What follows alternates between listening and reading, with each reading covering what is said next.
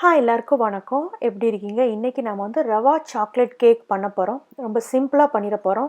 அதுவும் முட்டை சேர்க்க போகிறது கிடையாது. நம்ம ஓவனில் வச்சு பண்ண போகிறது கிடையாது. நம்ம இட்லி குக்கரில் தான் வச்சு பண்ண போகிறோம். அதுவும் இட்லி குக்கரில் கீழே மண்ணோ இல்லைனா சால்ட்டோ சேர்க்காம நம்ம இட்லி எப்படி அவிக்கிறோமோ அதே மாதிரி தான் நான் தண்ணி வச்சு தான் இதை பண்ண போகிறேன். இது எப்படி பண்ணுறதுன்னு நான் சொல்கிறேன். அதுவும் நம்ம காஃபி ஃப்ராஸ்டிங் நம்ம மேலே போட்டிருக்கோம். ஸோ இதுக்கு என்னென்ன பொருட்கள் தேவைன்னு சொல்கிறேன், பார்க்கலாம். இங்கே நான் வந்து 1 கப்புக்கு ரவை எடுத்திருக்கேன். வெள்ளை ரவை தான் எடுத்திருக்கேன்.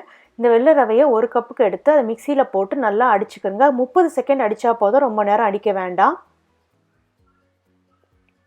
இப்போ பாருங்கள், இது இந்த அளவுக்கு நல்லா அடிபட்டுருக்கு பாருங்கள். இதில் நாம் வந்து மற்ற பொருட்கள் எல்லாத்தையும் ஒன்று ஒன்றா சேர்க்க போகிறோம். இதில் நான் 1/2 கப்புக்கு ப்ரௌன் சுகர் சேர்க்குறேன். நீங்கள் வெள்ளை சுகர் இருந்தால் அதை கூட நீங்கள் சேர்த்துக்கலாம்.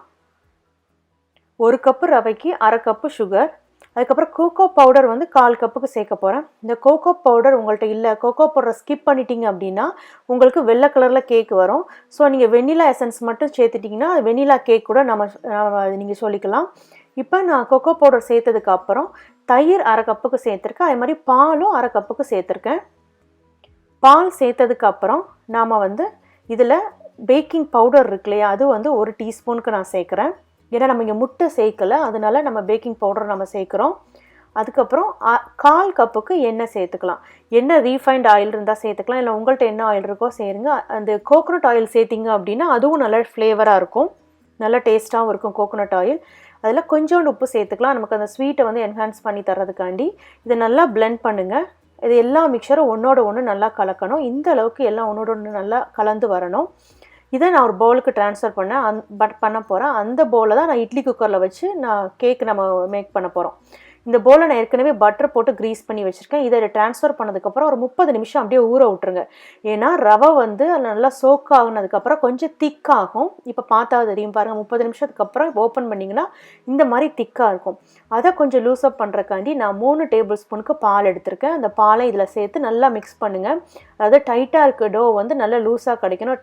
டோ வந்து டைட்டாக இருந்துச்சுன்னா உங்களுக்கு கேக் வந்து ஸ்பாஞ்சியாக வராது, அது வந்து கல் மாதிரி வந்துடும் உங்களுக்கு. அதனால தான் நல்லா ஸ்பாஞ்சாக கேக் வர்றதுக்காண்டி தான் நாம் வந்து இதை பால் ஊற்றி நல்லா மிக்ஸ் பண்ணியிருக்கோம். இப்போ நமக்கு வந்து கேக் இது வந்து ரெடி ஆயிடுச்சு. பேட்டர் ரெடி ஆனதுக்கப்புறம் இதை நம்ம இட்லி குக்கரில் வைக்க போகிறனால தண்ணி ஆவியாகி மேலே வரும்போது உள்ள கேக்குக்குள்ளே போகிறக்கு சான்சஸ் இருக்குது. அதனால் இந்த அலுமினியம் ஃபாயில் போட்டு நல்லா கவர் பண்ணிட்டீங்க அப்படின்னா உங்களுக்கு கேக்கில் ஒரு சொட்டு தண்ணி கூட விழாமல் நீங்கள் கேக் எடுத்துடலாம். இப்போ பாருங்கள், 30 நிமிஷம் அதுவும் மீடியம் ஹீட்டில் வச்சு தான் நீங்கள் கேக் பேக் பண்ணணும். இதை இப்போ பாருங்கள், கேக் நல்லாவே ரெடி ஆயிடுச்சு. ஸ்கீவரில் ஒட்டாமல் வந்துடுச்சு இல்லையா. இதை சைட்ஸை வந்து பக்குவமாக ரிலீஸ் பண்ணி எடுத்துருங்க, இல்லைனா கேக் உடைய ஆரம்பிச்சிடும். இது நைஃபோ இல்லைனா ரப்பர் ஸ்பேச்சுலாக வச்சு அதில் லைட்டாக வந்து க்ரீஸ் பண்ணிவிட்டு எடுத்தீங்க அப்படின்னா கேக்கு நல்லா வழுகிட்டே வந்துடும் உங்களுக்கு. அதை பிளேட்டுக்கு ட்ரான்ஸ்ஃபர் பண்ணிடலாம். சில சமயம் கேக் உங்களுக்கு கீழே அடியில் ஒட்டுது அப்படின்னா கீழே வேக்ஸ் பேப்பர் போட்டுக்கிறங்க. வேக்ஸ் பேப்பர் போட்டு எடுக்கும்போது வேக்ஸ் பேப்பர் பீல் பண்ணி நீங்கள் எடுக்கிறக்கு வசதியாக இருக்கும் உங்களுக்கு. இப்போ நமக்கு ரவா கேக் ரெடி ஆயிடுச்சு. இப்போ அடுத்த ப்ராசஸ் நம்ம வந்து ஃப்ராஸ்டிங் பண்ண போகிறோம். ரொம்ப சிம்பிளாக வீட்டிலே இருக்கிற வச்ச இன்க்ரீடியன்ட் வச்சு தான் நம்ம பண்ண போகிறோம். இங்கே 2 டேபிள் ஸ்பூனுக்கு இன்ஸ்டன்ட் காஃபி பவுடர் எடுத்திருக்கேன், 2 டேபிள் ஸ்பூனுக்கு சுகர் எடுத்திருக்கேன், 2 டேபிள் ஸ்பூனுக்கு பச்சை தண்ணி தான், அதாவது ரூம் டெம்பரேச்சர் வாட்டர் தான் எடுத்துக்கிறோங்க. எல்லாமே ஈக்குவல் அமௌண்ட்டாக இருக்கணும். முதல்ல அது ஸ்பூனை வச்சு நல்லா கரைச்சி விட்டுக்கிறோங்க அந்த சுகரை அந்த தண்ணியில். அதுக்கப்புறம் நம்ம பீட்டரை வச்சு பீட் பண்ண போகிறோம். பீட் பண்ணிவிட்டு நாம் வந்து இது மேலே அப்ளை பண்ண போகிறோம். நல்லா முதல்ல டார்க் ப்ரௌனாக இருக்குது, போக போக இது வந்து லைட் ப்ரௌன் கலரில் நல்லா ஃபார்மியாக வரும், அந்த பீக் மாதிரி வரும். அந்த டைமில் நீங்கள் ஸ்டாப் பண்ணிட வேண்டியதான். இந்த வீடியோலேயே உங்களுக்கு காட்டுறேன் பாருங்கள். இந்த அளவுக்கு உங்களுக்கு நீங்கள் நல்லா அடிச்சிருக்கணும். இதில் நாம் வந்து இது அப்படியே மேலே இந்த கேக் மேலே அப்படியே அப்ளை பண்ண போகிறோம். இல்லை நீங்கள் இந்த ஃப்ராஸ்டிங் வேணாம், வேறு எந்த ஃப்ராஸ்டிங் வேணும்னா நீங்கள் உங்கள்கிட்ட நியூட்டல்லாவோ இல்லை பீனட் பட்டர் இல்லை ஜாம் ஏதாவது இருந்துச்சு அப்படின்னா அதை கூட நீங்கள் மேலே அப்ளை பண்ணலாம். இப்போ வந்து இதை மேலே பாருங்கள் எவ்வளோ ஸ்மூத்தாக இருக்குதுன்னு சொல்லிட்டு நம்ம அந்த அளவு அடிச்சிருக்கோம். அதனால இது வந்து நல்லா ஸ்மூத்தாக வருது. இதை நல்லா எல்லா இடத்துலையும் அப்ளை பண்ணிடுங்க. இது வந்து டீ டைமில் இந்த கேக் வச்சு சாப்பிட்றதுக்கு அவ்வளோ பிரமாதமாக இருக்கும். சாக்லேட் ப்ளஸ் காஃபி ஃப்ளேவர் வந்து சூப்பராக இருக்கும் இது.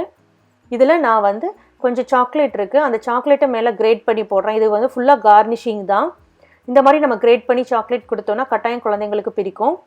முதல்ல சாக்லேட்டை கிரேட் பண்ணுறதுக்கு முன்னாடி ஃப்ரிட்ஜுக்குள்ளே நல்லா வச்சு எடுத்துங்க. ஏன்னா நீங்கள் வந்து கையில் வைக்கும்போது மெல்ட் ஆக ஆரம்பிக்கும். அதனால் ஃப்ரிட்ஜுக்குள்ளே வச்சு எடுத்ததுக்கப்புறம் நீங்கள் இது மாதிரி பண்ணும்பொழுது கிரேட் பண்ணும்பொழுது அழகாக திருவலாக வந்து விழும், தேங்காய் திருவல் மாதிரி.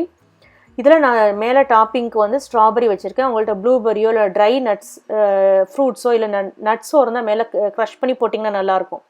கார்னிஷ்க்கு நான் வந்து இங்கே ஸ்வீட் இது இருக்கு இல்லையா, அதில் வந்து கலரில் உள்ள சுகர் நான் இங்கே சேர்த்துருக்கேன். இப்போ நமக்கு அருமையான rava chocolate coffee cake ready ஆயிடுச்சு.